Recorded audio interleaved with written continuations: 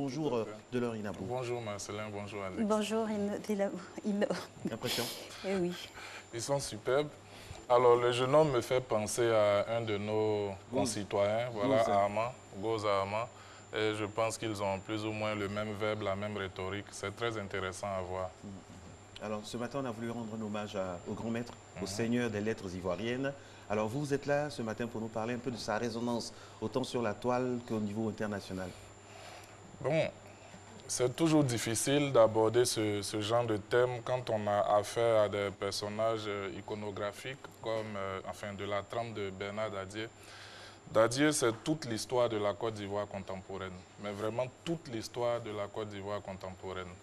De l'Afrique, de son combat pré-colonial à celui post-colonial, mais aussi de tout ce qui relève de la culture enfin, des peuples d'Afrique. Je dis des peuples parce que c'est un monsieur qui non seulement a traversé les âges, mais aussi tous les styles. Il a su parler au cœur de l'Afrique entière, il a su parler au cœur des intellectuels, au cœur des politiques, au cœur des artistes, au cœur des littéraires. Bernard Dadier, c'est un personnage universel. Alors, pour répondre maintenant à votre question, pour ce qui est de la résonance que son œuvre et son départ ont occasionné, principalement sur la toile, c'est là qu'à mon goût demeure, j'ai envie de dire, l'inachevé. C'est là qu'à mon goût demeure, j'ai envie de dire, ce qui n'a pas été parfaitement accompli. Parce que, contrairement à l'image et à l'impact que ce monsieur a généré, nous n'avons pas senti et nous continuons de ne pas ressentir l'impact de son œuvre et de son départ sur les plateformes numériques, sur la toile, dans la blogosphère. Et cela est dû à quoi, de votre avis? Cela est dû à plusieurs facteurs. Un peu pour rigoler, quand je vous dis d'après Maurice Carême, par exemple, tout de suite, tout le monde sait plus ou moins de qui il s'agit. Ça nous rappelle un pan de notre histoire à l'école primaire. Quand on dit aussi d'après Bernard B. Dadier, ça évoque le même souvenir. Qui n'a pas fait une dictée à l'école primaire où on entend parler de Bernard B. Dadier? Mais malheureusement, ça remonte à l'époque où nous, vous et nous, étions enfants. Quid d'aujourd'hui?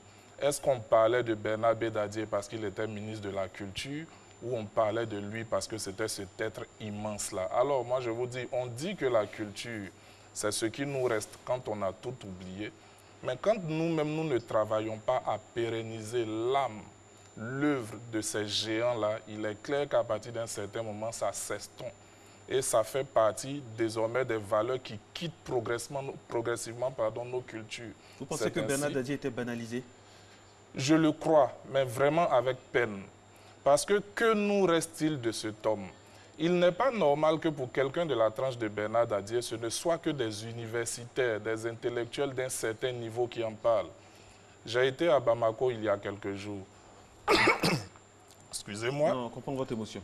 J'ai été à Bamako il y a quelques jours et le décès de Seydou Badian, cet autre grand homme d'Afrique, j'ai vu ce qui s'est passé là-bas, mais l'hommage national qu'il y a eu dans ce beau pays, qui est le Mali, pour cet homme-là, mais tout le monde, vraiment. Et quand je vous dis tout le monde, c'est tout le monde, de la ménagère à l'intellectuel, qui était sorti massivement répondre à l'appel du dernier hommage de cet homme.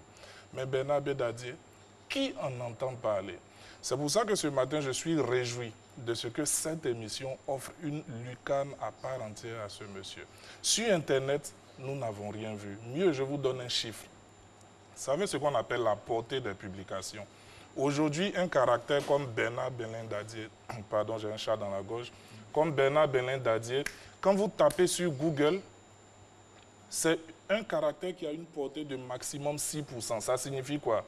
Que si vous, Alex, vous faites une publication où vous parlez de Bernard B. Dadier, sur 100 amis que vous avez, il y a seulement 6 qui verront cette publication. Il en est ainsi parce que c'est une chaîne de caractères, c'est un nom qui n'occasionne pas, j'ai envie de dire, d'interaction sur Internet. Parce que justement, personne ne parle de lui, personne ne discute de lui. On devait assister aujourd'hui à des débats, à des conférences, à des essais, à des discussions partout, sur tous les forums. Je vais vous poser une question, répondez-moi franchement. Bernard Dadier méritait-il la mise en berne du drapeau? Mais Bernard Dadier, c'est le drapeau. Bernard Dadier, c'est le drapeau. Je dis qu'il évoque toute l'histoire contemporaine. Mais quelqu'un qui est né à quelques heures du président Houphouët-Boigny et qui meurt plusieurs années après lui, mais c'est toute l'histoire de la Côte d'Ivoire, Bernard Dadier.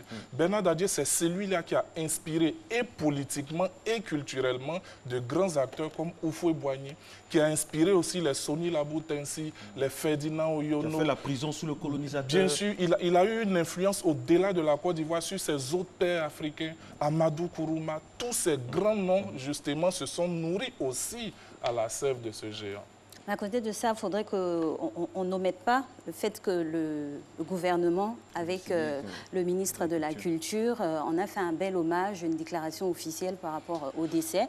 C'est sûr que dans les jours à venir, comme on sait comment les funérailles sont organisées au sein de l'Afrique, voilà, au niveau national. À côté de ça, il y a des hommages qui lui avaient déjà été rendus de son vivant, avec son nom qui porte plusieurs prix au sein de la littérature. Il a fait plusieurs émissions. Tout à fait. Et ça, particulièrement, j'ai aimé cette clairvoyance de ses proches qui ont tenu à le célébrer à titre costume, voilà, comme dit GTB, ok? Mais ce n'est pas suffisant. Non, ce n'est pas suffisant. Et puis même, ce que le gouvernement va faire, c'est ce qui est normal. Mais à mon avis, ce n'est pas suffisant. Honnêtement, j'accuse la classe intellectuelle, l'intelligentsia de ce pays, les universitaires de ce pays. J'accuse parce qu'ils font peu. Je dirais même qu'ils ne font pas du tout ce qu'il fallait faire pour un tel monument. Voilà en fait le sens de mon propos ce matin. Enfin, ils sont en grève, on le dit pour rire, mais Bernard Dadier, je veux dire, c'est l'épine dorsale. J'entends des journalistes dire, voilà, j'entends des journalistes dire c'est le père de la littérature ivoirienne. C'est l'âme de la littérature ivoirienne. Bernard Dadier, c'est celui qui fait la littérature ivoirienne. Voilà. Il n'y a pas un genre en particulier qui n'a pas été visité par ce monsieur. On l'a cité tout à l'heure je crois que dans l'un des propos de Marcellin, il a visité tous les genres, les essais, les romans, les contes, les nouvelles, les chroniques, etc. Il a tout fait. C'est un personnage multiple et multiforme.